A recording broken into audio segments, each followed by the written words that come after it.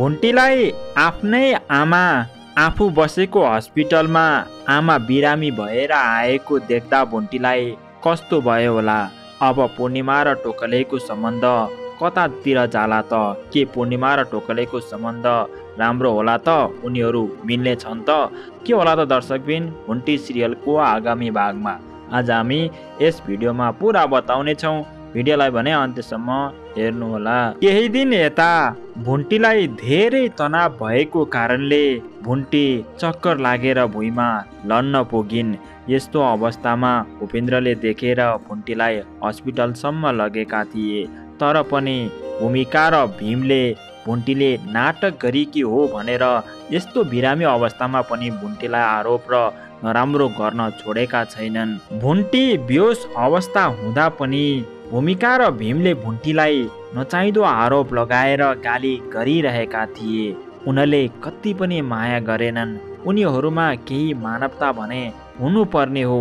त्यो मानवताको नाताले पनि भुन्टी सन्चो भएपछि हामीले सबै आरोप निखार्नु पर्छ भन्ने कुरा भूमिका र भीमलाई लाग्नु पर्ने हो।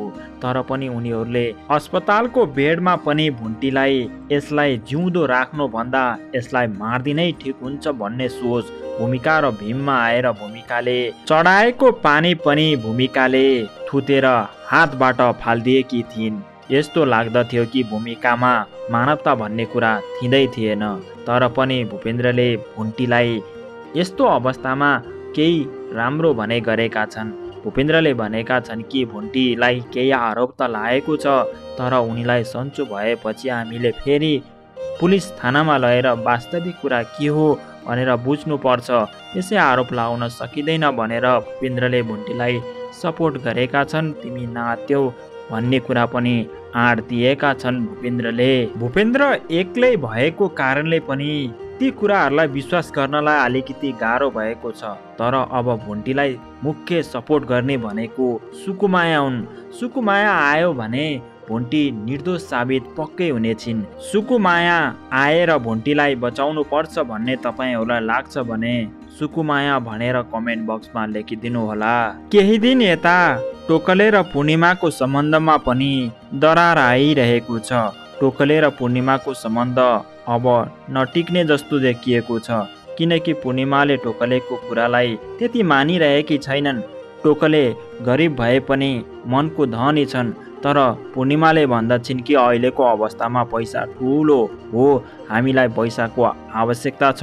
त्यही भएको कारणले मैले तपाईँले भनेको कुराहरू मान्न सक्दिनँ भनेर पूर्णिमाले टोकलेलाई भनेपछि टोकलेले पैसाको लागि यिनी मतलबी भएकी हुन् कि भन्ने सोच गरेर टोकलेले पूर्णिमालाई तिमी पैसामै बस, तिम्रो घर व्यवहारमा बस, म तिमीसँग बस्न सक्दिनँ, तिमीले गरेको व्यवहार मलाई मन परेन, मलाई तिमीले हेप्यौ भनेर टोकलेले पूर्णिमालाई छोडेर गएका छन्। पूर्णिमाले टोकलेलाई सपोर्ट गर्नुपर्ने थियो। पूर्णिमालाई थाहा छ कि टोकले कस्ता मान्छे हुन् भन्ने कुरा।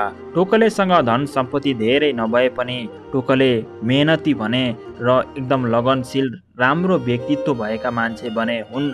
त्यही कारणले पूर्णिमाले टोकलेसँग बिहे गरेकी हुन्। टोकलेले जता लगे पनि पूर्णिमा जानुपर्ने थियो।